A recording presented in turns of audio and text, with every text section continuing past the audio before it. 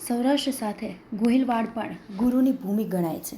ખાસ કરીને ભાવનગર જિલ્લાની વાત કરીએ તો ભાવનગર જિલ્લામાં અનેક નામી અનામી ગુરુઓ જોવા મળે છે. જેમાં ખાસ કરીને વાત કરીએ તો બગદાણા ખાતે બજરંગદાસ બાપુ, મહુવામાં મોરારી બાપુ તેમજ ભાવનગરમાં પણ અનેક સંતો ગુરુ તરીકે પૂજાઈ રહ્યા છે. ત્યારે આજે ગુરુ પૂર્ણિમાના દિવસે શહેરના નારી ચોકડી પાસે આવેલ નાની ખોડિયાર માતાજીના મંદિરે ભાવિક ભક્તોની ભીડ જામી હતી.